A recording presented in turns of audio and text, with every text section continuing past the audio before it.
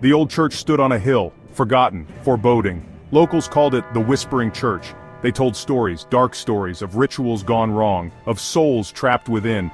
We were ghost hunters, drawn to the darkness, daring to debunk. Our team, me, Aaron, Billy, Jay, we came for answers. We found only terror. The dare was simple: spend the night inside, record, observe, survive. We thought it was just a story. We were wrong. The road to the church was treacherous, overgrown, desolate, as if the land itself wanted to swallow us whole. The air grew colder as we approached, heavier, suffocating. The church loomed before us, a skeletal silhouette against the dying light. The iron gates creaked open, a warning we ignored. We stepped inside. The darkness embraced us. The air was thick with the smell of decay. Dust and cobwebs clung to everything. The only sound, our own breathing. Too fast, too shallow. We set up our equipment, cameras in the nave, EMF readers by the altar. We were hunting for evidence. But something felt wrong, colder. Then we heard it. A whisper, faint at first, then clearer. Our names, spoken in the darkness. We turned. Nothing, just shadows dancing in the candlelight. The whispers grew louder, more insistent. They were all around us, mocking us, threatening us. We were no longer alone. We were being watched. A cold wind swept through the church, extinguishing our candles, plunging us into darkness. A presence made itself known, unseen, but felt. Aaron screamed. Something had him. We saw his silhouette, lifted off the ground, tossed like a rag doll. He landed with a sickening thud. Silence. We fumbled for our flashlights. The beam danced across the church, landing on Aaron. His eyes were wide with terror, his breathing shallow. "It's here," he gasped.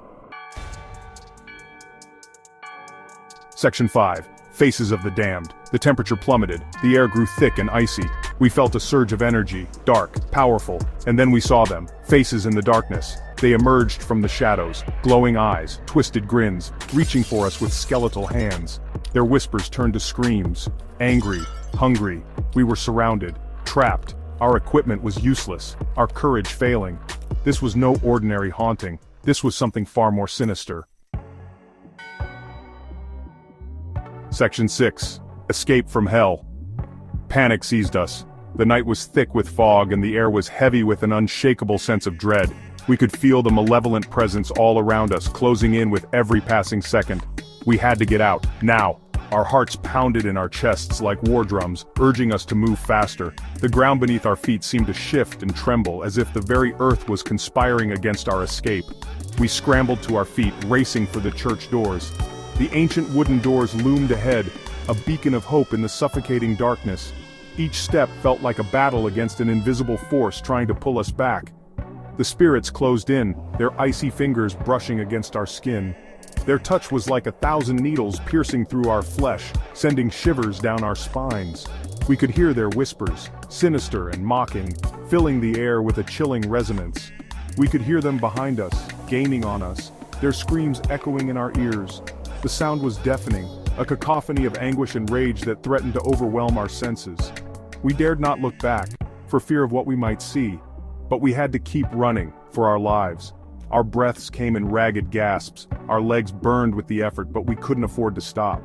The church doors were our only chance of salvation, and we clung to that hope with every ounce of strength we had left. We burst out of the church, into the night. The cold air hit us like a wave, but it was a welcome relief from the oppressive heat inside.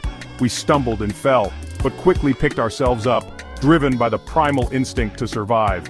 The spirits stopped at the threshold, trapped within their prison of stone and sin. They clawed at the air, their faces twisted in fury and despair, but they could not cross the sacred boundary. We watched in awe and terror as they writhed and screamed, powerless to follow us. We were safe, for now. The forest around us was dark and foreboding, but it was a sanctuary compared to the horrors we had just escaped. We collapsed to the ground, our bodies trembling with exhaustion and relief. The night was far from over, but for the first time we allowed ourselves a moment to breathe, to hope, and to plan our next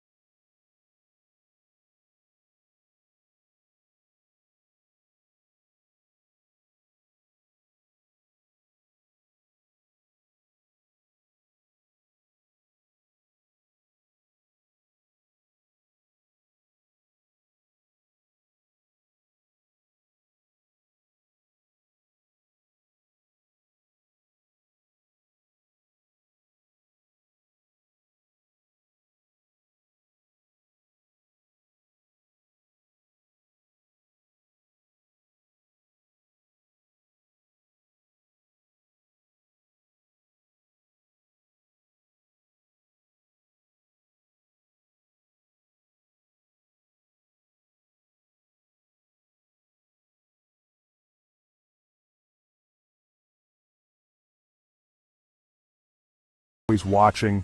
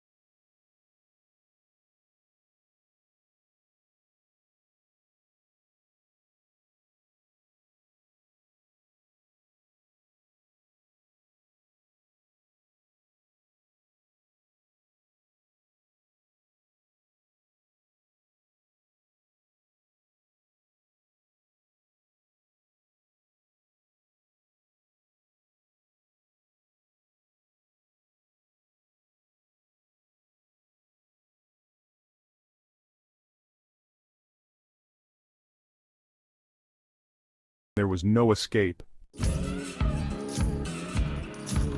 Section 9, no escape. We thought we had left the spirits behind, but we were wrong. They had followed us home, attached themselves to us, and now there was no escape. The whispers grew louder, more insistent. We could feel their presence, cold, menacing, closing in around us. We were trapped, forever bound to the whispering church. The darkness had found us.